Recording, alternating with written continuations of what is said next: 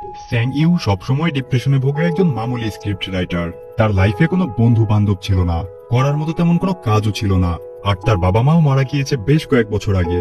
তার জীবনে সব থেকে বড় সমস্যা হলো সে প্রায় 6 মাস ধরে ঘুমোতে পারে না, কারণ সে যখনই ঘুমায় তখনই তার স্বপ্নের মাঝে এক ভয়ানক রাক্ষস চলে আসে এবং তার সাথে খুব অদ্ভুত ঘটনা ঘটে। এসব দুঃস্বপ্নের কারণে সে আরো ঠিকমতো ঘুমাতে পারে না। আজ রাতে সে স্বপ্নে নিজেকে একটি ট্রেনের মধ্যে আবিষ্কার করে, আর সেখানে সেই রাক্ষসটা চলে আসে। এরপর ওই রাক্ষসটা তার মাথা খুব জোরে ট্রেনের নিচের অংশে চেপে ধরে। এরপর সে ভয় পেয়ে চিৎকার করে ঘুম থেকে জেগে ওঠে। তো এরপর সে না ঘুমিয়ে লেখালেখির কাজে মন দেয়, কিন্তু তখনই দরজায় বাড়িওয়ালা নক করে আর বলে, আমি তোমার জন্য কিছু খাবার কিনে নিয়ে এসেছি। কিন্তু বেচারা ইউ পেছনের ভাঙা জানালা দিয়ে পালিয়ে যায়, কারণ সে জানতো বাড়িওয়ালা খাবার দিতে নয় বরং বাড়ি ভাড়া চাইতে এসেছে। কিন্তু ইউ এর কাছে কোনো টাকা নেই, তাই সে তার কাছ থেকে অনেকদিন যাবৎ পালিয়ে বেড়াচ্ছে। তাছাড়া সে অনেক মানুষের কাছ থেকে প্রচুর টাকা ধার নিয়ে বসে আছে, যেটা তাকে খুব অল্প সময়ের মধ্যে পরিশোধ করতে হবে। এসব ভাবতে ভাবতে সে আরো অনেক ডিপ্রেশনে পড়ে যায়। এরপর সে হাঁটতে হাঁটতে একটি ফাস্ট ফুডের দোকানে যায় আর খাবার অর্ডার করে। সেখানে দাঁড়িয়ে সে খাবারের জন্য অপেক্ষা করছিল, তবে হঠাৎ সে লক্ষ্য করে সামনে একটি কফি শপে শিউলি নামের একটি মেয়ে গান করছে। ইউ মূলত এই মেয়েটিকে অনেক আগে থেকেই চেনে এবং তাকে বেশ পছন্দ করে, আর শিওলের গানের গলাও ছিল ভীষণ সুন্দর। তাই ইউ খাবার নিয়ে কফি শপের সামনেই বসে পড়ে। কিন্তু তখনই সেখানে স্যাংজি চলে আসে, আর সে ছিল ইউ এর ম্যানেজার। তাকে দেখে ইউ খাবার ফেলে পালাতে থাকে, কারণ ইউ অনেকদিন তার ম্যানেজারকে কোনো স্ক্রিপ্ট দেয় না। কিন্তু স্যাংজি তাকে ধরে ফেলে আর একটি রেস্টুরেন্টে গিয়ে স্ক্রিপ্ট না দেওয়ার কারণ জিজ্ঞাসা করে। তখন ইউ বলে, আমি বেশ কয়েক মাস ধরেই ইনসোমিনিয়ায় ভুগছি, তাই ঠিকমতো ঘুমাতে না পেরে আমি স্ক্রিপ্টও লিখতে পারছি না। তবে স্যাংজি এসব মানতে নারাজ। সে বলে, আগামী 10 দিনের মধ্যে তুমি আমাকে স্ক্রিপ্ট জমা দিবে। এরপর ইউ আবারও বাসায় চলে আসে আর এসে দেখে তার দরজায় তালা দেওয়া, সেই সাথে তার সব জিনিসপত্র বাইরে ফেলে রাখা হয়েছে।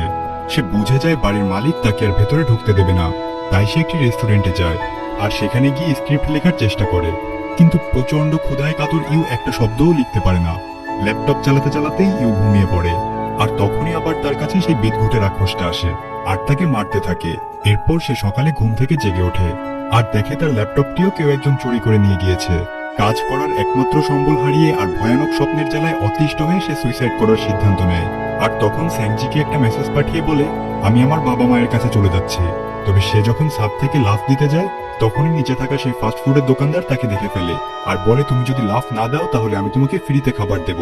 তারপর সে খাবার নিয়ে উপরে আসে আর ইউ সেটা খেতে শুরু করে। এরপর ইউ ওই দোকানদার লোকটিকে তার জীবনের সব দুঃখ দুর্দশার কথা খুলে বলে। সবকিছু শুনে লোকটি বলে, তুমি ভয় পেও না, আমি তোমাকে একটি বুদ্ধি শিখিয়ে দিচ্ছি। এরপর থেকে যখন ওই দানব তোমাকে স্বপ্নের ভেতর মারতে আসবে, তখন তুমি তাকে বলবে, আই এম ড্রিমিং, অর্থাৎ আমি স্বপ্ন দেখছি। তাহলে দেখবে সবকিছু ঠিক হয়ে গিয়েছে। এরপর সে ওই রাতটা ছাদেই কাটিয়ে দেয়। পরের দিন সে তার কাছে থাকা মোবাইল ফোন বিক্রি করে নিজের জন্য কিছু খাবার ক্রয় করে, আর ওই দোকানের সামনে বসেই সে খাবার খেতে শুরু করে। ঠিক তখনই সেখানে শিওল নামের সেই মেয়েটি চলে আসে, যাকে ইউ অনেক, কিন্তু পর মুহূর্তেই শিওল সেই ভয়ানক দানবে পরিণত হয়ে যায় আর ইউকে মারতে শুরু করে। ইউ প্রায়ই মারা যাচ্ছিল। ঠিক তখনই তার সেই লোকটার বলা কথা মনে পড়ে যায়, আর সে ওই দানবটাকে উদ্দেশ্য করে বলে, আই এম ড্রিমিং। আশ্চর্যজনকভাবে তখনই তার ঘুম ভেঙে যায় আর সে দেখে স্বপ্নে ওই দানবের হাতে যে তলোয়ারটি ছিল সেটা তার পাশেই পড়ে রয়েছে। এটা দেখে সে চমকে ওঠে আর ভাবে হয়তো এখনো সে স্বপ্ন দেখছে। তবে সারা রাত ধরে ওই তলোয়ারটি পর্যবেক্ষণ করে সে বুঝতে পারে তলোয়ারটি বাস্তবে তার কাছে রয়েছে। পরের দিন সকালে সে একটি অ্যান্টিক শপে যায় আর তার কাছে থাকা সেই তলোয়ারটি 20,000 টাকায় বিক্রি করে দেয়। টাকাগুলো পেয়ে সে ভীষণ খুশি হয় আর নিজের জন্য একটি ল্যাপটপ ক্রয় করে। সেই সাথে দামি রেস্টুরেন্টে গিয়ে খাবার খায় এবং একটি বিলাসবহুল হোটেলে রাত্রি যাপন করে। রাতে সে কিছু ঘুমের ওষুধ খায় আর আবারও তার সেই ভয়ানক স্বপ্নের জন্য অপেক্ষা করতে থাকে। আর কিছুক্ষণ পরেই সে দেখে ওই হোটেলের ভেতর সেই দানবটি চলে এসেছে আর একটা বড় হাতিয়ার দিয়ে ইউকে মারতে যায়। কিন্তু তখনই ইউ বলে ওঠে, আই এম ড্রিমিং, আর সঙ্গে সঙ্গে আগের বারের মতো তার স্বপ্ন শেষ হয়ে যায়। ঘুম থেকে জেগে উঠে এসে দেখে দানবের হাতে সেই হাতিয়ারটি তার বুকের ওপর পড়ে রয়েছে। এটা দেখে সে অনেক খুশি হয়ে যায়। সে আবারও ওই একই দোকানে হাতিয়ারটি অনেক টাকা বিক্রি করে দেয়। টাকা নিয়েই এবার সে নিজের জন্য কিছু ভালো জামা কাপড় কেনে, সেই সাথে একটা সুন্দর গাড়িও কিনে নেয়। এরপর সে একটি নাইট ক্লাবে গিয়ে আনন্দ ফুর্তি করে। এরপর তার সাথে সে দুটি মেয়েকে হোটেলে নিয়ে আসে, কিন্তু তাদেরকে রুমের ভেতর ঢুকতে দেয় না। হোটেলের দরজা পর্যন্ত এনে তাদেরকে কিছু টাকা দিয়ে বিদায় করে দেয়। রাতে সে আবারও ঘুমিয়ে পড়ে, তবে ঘুমানোর আগে সে একটা ট্রিক্স করে। একটা বই খুলে বিখ্যাত একটা মিউজিয়ামের ছবি দেখতে থাকে, যাতে ওই জায়গাটিকেই সে স্বপ্নে দেখতে পারে আর সেখানে থাকা নামি দামি সব জিনিসপত্র নিজের কাছে নিয়ে আসতে পারে। আশ্চর্যজনকভাবে তার সে বুদ্ধি কাজে লেগে যায়। স্বপ্নের মধ্যে সে নিজেকে ওই জায়গাটিতেই আবিষ্কার করে। আর ওই দানবটা আসার আগে সে জাদুঘরে থাকা নামি দামি জিনিসপত্র নিজের হাতে নিয়ে নেয়। তবে এবার দানবটি এসে তাকে মেরে ফেলে, আর ইউ কিছুই বলতে পারে না। এরপরেই তার ঘুম ভেঙে যায়। ইউ দেখে এবার সে তার স্বপ্ন থেকে কিছুই বাস্তবে আনতে পারেনি, তাই সে স্লিপিং পিল খেয়ে আবারও ঘুমিয়ে পড়ে। আর এবার যখন ওই দানবটি তাকে অ্যাটাক করে, তখন সে অনেক কষ্টে কিছু জিনিসপত্র তার হাতে তুলে নেয় আর বলে ওঠে আই অ্যাম ড্রিমিং। ফলে তখনই তার ঘুম ভেঙে যায়, আর তার হাতে থাকা জিনিসপত্রগুলো তার হাতে চলে আসে। এরপর সে ওই জিনিসগুলো নিয়ে আবারও একটি বড় এন্টিক শপে যায়। সে ওইসব জিনিসের মধ্যে 2 মিলিয়ন টাকা পায়। তবে ওই দোকানে থাকা একজন গ্যাংস্টারের ইউকে দেখে সন্দেহ হয়, আর সে ইউর কাছে এইসব মূল্যবান জিনিসের ব্যাপারে জানতে চায়। কিন্তু ইউ তাকে কোনো উত্তর না দিয়ে সেখান থেকে চলে আসে। পরের দিন ইউর সাথে স্যাংজি এর দেখা হয়ে যায়, আর স্যাংজি তাকে মারতে শুরু করে, কারণ ইউ এখনো স্ক্রিপ্ট জমা দেয়নি। তখন স্যাংজি ইউর বেশভূষা দেখে বেশ অবাক হয়ে যায়।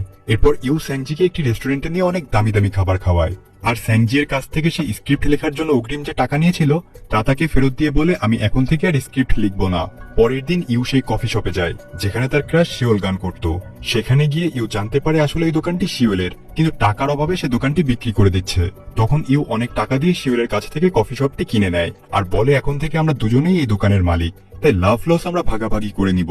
এভাবেই তাদের দুজনের মধ্যে বন্ধুত্বের সম্পর্ক তৈরি হয়। এর থেকে অনেক টাকা নিয়ে আসতো, আবার কখনো সম্পূর্ণ গাড়ি স্বপ্ন থেকে বাস্তবে নিয়ে আসতো। এভাবেই তার দিন চলতে থাকে। এছাড়াও ইউ শিওলকে খুশি করার জন্য মানুষকে টাকা দিয়ে শিওলের কফি শপে আনতো। একদিন ইউ সেই ফাস্ট ফুড দোকানদারের কাছে টাকা ভর্তি একটি ব্যাগ রেখে আসে, কারণ তার জন্যই ইউ আজ এ পর্যন্ত আসতে পেরেছে। ইউ এখন প্রতিদিনই কফি শপ বন্ধ হবার পর শিওলকে নিয়ে ঘুরতে বের হয়। স্বপ্ন থেকে আনা সেই গাড়িটিতে করেও তারা দুজনে লং ড্রাইভে যায়, আর এসব দেখে শিওল অনেক বেশি ইমপ্রেসড হয়ে যায়। এরপর একদিন ইউ স্বপ্নে এমন এক জায়গায় চলে যায় যেখানে চারিপাশে সোনাদানায় পরিপূর্ণ ছিল, আর সে ওই দানবটিকে বসে থাকতে দেখে। তবে দানবটা আজ তাকে কিছুই বলে না। ইউ দেখে ওই দানবের কোমরে একটি সোনার বেল্ট লাগানো রয়েছে। সে সেটা আনতে গেলে প্রথমে তার হাত অদৃশ্য হয়ে যেতে থাকে, কিন্তু তবুও সে হাল না ছেড়ে দিয়ে ওই সোনার বেল্টটা নিজের কাছে নিয়ে নেয়। তবে তখন ওই দানব ইউর বুকে হাত বুলিয়ে দেয়। তবে ইউ স্বর্ণের লোভে এসব কিছুই লক্ষ্য করে না। এরপর একদিন রাতে ইউ শিওলকে নিয়ে ছাদের উপরে আসে, আর বলে আমি একদিন এই ছাদ থেকেই লাফিয়ে আত্মহত্যা করতে চেয়েছিলাম। আর তারা তখন আকাশে অনেক আতশবাজি ফুটতে দেখে। মূলত ইউ শিওলের জন্য আগে থেকেই ওই আতশবাজির ব্যবস্থা করে রেখেছিল। তখন ইউ শিওলকে কথা দেয় সে তাকে কখনোই ছেড়ে যাবে না। এরপর তারা দুজন বাসায় আসে। শিওল ওয়াশরুমে ছিল, আর ইউ তখন শিওলকে প্রপোজ করার জন্য রেডি হচ্ছিল। কিন্তু তখনই কোথাও থেকে একটি ছুরি এসে ইউর বুকে লাগে, আর সে মাটিতে লুটিয়ে পড়ে। আর সে উঠে দেখে ওই দানবটি তার বুকের যে জায়গাটিতে হাত দিয়েছিল ঠিক সেই জায়গাতে দুটো গর্ত হয়ে গিয়েছে। সে এই বিষয়টা নিয়ে বেশ চিন্তিত হয়ে পড়ে, তবে এ ব্যাপারে কাউকেই কিছু বলে না। এরপর একদিন ইউ আবারও স্বপ্নের মধ্যে ঢুকে যায়, আর এবার সে ওই দানবটাকে আবারও খুব কাছ থেকে দেখে। দানবটি তার দিকে ফিরে তাকালে দেখে দানবটা আর কেউই নয়, বরং সে নিজেই। তবে সে স্বপ্নের আগাগোড়া কিছুই বুঝতে পারে না, কিন্তু সে ঘুম থেকে জেগে উঠে তার কাঁধে এবং চেহারার উপরে কাটা দাগ দেখে। আর ওই কাটা দাগগুলো ঠিক সেই জায়গাতে রয়েছে যে জায়গায় ওই দানবটা তাকে স্বপ্নের মধ্যে মেরেছিল। পরের দিন সকালে সে রাস্তা দিয়ে হাঁটছিল, আর তখনই একজন মানুষ এসে তাকে কিডন্যাপ করে নিয়ে যায়। তার চোখ খুললেই সে দেখে কয়েকজন ক্রিমিনাল তাকে কিডন্যাপ করেছে, আর ওই গ্যাংয়ের লিডার ইউকে বলে তুমি আমাদেরকে 10 মিলিয়ন টাকা দিলে তোমাকে আমরা ছেড়ে দিব। তখন ইউ স্যাংজিকে কল করে আর তাদেরকে টাকা দিয়ে দিতে বলে। তবে ওই গ্যাংয়ের মেম্বাররা স্যাংজির কাছ থেকে টাকা নেওয়ার পরে তাকেও কিডন্যাপ করে। এরপর ওই গ্যাংয়ের লিডার ইউ এর অ্যাপার্টমেন্টে চলে আসে। মূলত তারা জানতে চাইছিল ইউ কোথা থেকে এত মূল্যবান জিনিস কালেক্ট করে। তবে কিছুক্ষণের মধ্যেই সেখানে শিওল আসে ইউ এর সাথে দেখা করার জন্য, আর তারা শিওলকে কিডন্যাপ করে নেয়। তখন গ্যাংস্টার তার লোকদেরকে বলে তোমরা এই 3 জনকেই মেরে ফেলো। এটা শুনে স্যাংজি সেখানে থাকা সবার সাথে লড়াই করতে শুরু করে। এটা দেখে ইউ মারামারি করার জন্য দাঁড়িয়ে পড়ে, কিন্তু তখনই গ্যাংস্টারের একজন লোক তার কোমরে ছুরি ঢুকিয়ে দেয় এবং এতে সে অনেক আঘাতপ্রাপ্ত হয়। অন্যদিকে গ্যাংস্টারের লোকেরা স্যাংজিকে মেরে ফেলে। এসব দেখে ইউ আর শিওল সেখান থেকে পালিয়ে যেতে চাইছিল, কিন্তু গ্যাংস্টারের লোকেরা তাদেরকেও আবার ধরে ফেলে, আর ইউকে তারা অনেক মারধর করে। ফলে ইউ এর অবস্থা অনেক খারাপ হয়ে যায়। এদিকে শিওলও অবচেতন অবস্থায় পড়ে রয়েছে। তখন ইউ তার কল্পনার জগতে হারিয়ে যেতে থাকে, আর তখন সে তার অতীতের জীবন দেখতে পায়। পাশে শিওল বসেছিল। ইউ শিওলকে স্পর্শ করার অনেক চেষ্টা করে, কিন্তু কিছুতেই তাকে ধরতে পারছিল না। তাই সে দেওয়ালটা ভেঙে ফেলার জন্য সেটাতে আঘাত করতে থাকে, আর তখন তার শরীর পরিবর্তন হতে শুরু করে এবং দেখতে দেখতে সে সেই ভয়ানক দানবে পরিণত হয়ে যায়। এরপর সে তার হাতে থাকা একটি ধারালো অস্ত্র দিয়ে সেই কাচের দেওয়াল ভেঙে ফেলে, আর বাইরে বেরিয়ে প্রথমেই সে তার বাড়িওয়ালাকে মেরে দেয়, যে তাকে টাকার জন্য বাড়ি থেকে বের করে দিয়েছিল। এরপর সে স্যাংজিকেও মেরে দেয়, কারণ সে স্ক্রিপ্টের জন্য ইউকে অনেক প্রেসার দিত। সর্বশেষ ইউ সেখানে আসে যেখানে তারা একটু আগে মারামারি করেছে। সেখানে এসে সে ওই গ্যাংস্টার সহ বাকি সবাইকে মেরে ফেলে, আর ইউ তখনও সেখানকার ফ্লোরে অজ্ঞান হয়ে পড়েছিল। এরপর দানবটি ইউকেও মেরে ফেলে, আর সাথে সাথে সে স্বপ্নের জগৎ থেকে যা কিছু এনেছিল তা সবই গায়েব হয়ে যায়। তবে আশ্চর্যজনকভাবে ইউ নিজেকে সেই দোকানের সামনে খুঁজে পায়, যেখানে সে প্রথম দিন ওই দানবের কাছ থেকে তলোয়ারটি পেয়েছিল। আর তখন বুঝতে পারে এতক্ষণ সে অনেক লম্বা একটি স্বপ্ন দেখছিল, কিন্তু তখনও সে তার পাশে এসে তলোয়ারটিকে দেখতে পায়। সে বুঝতে পারছিল না যদি এগুলো সবই স্বপ্ন হয় তাহলে তলোয়ারটি তার কাছে কিভাবে এলো। তখন সে মনে মনে ভাবতে থাকে, আসলে টাকা পয়সা কারো জীবনে প্রকৃত সুখ এনে দিতে পারে না। দোকানের ভেতর ডেকে নিয়ে কিছু খাবার খেতে দেয়। যেহেতু শিওলের এসবে কিছুই মনে নেই, তাই ইউ এবার শিওর হয়ে যায় যে সে আসলেই স্বপ্ন দেখছিল। তখন ইউ এর এমন করুণ দশা দেখে শিওল তাকে তার কফি শপে একটি কাজের অফার দেয়। এই কথা শুনে ইউ একদম কেঁদে ফেলে।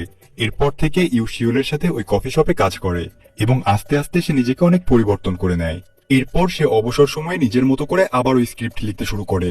এবার তার স্ক্রিপ্ট অনেক বেশি টাকায় বিক্রি হয়ে যায়, আর এভাবেই তার জীবন চেঞ্জ হয়ে যায়। একদিন সে ওই বৃদ্ধ লোকটির সাথে দেখা করতে আসে, যে তাকে সুইসাইড করার হাত থেকে বাঁচিয়েছিল।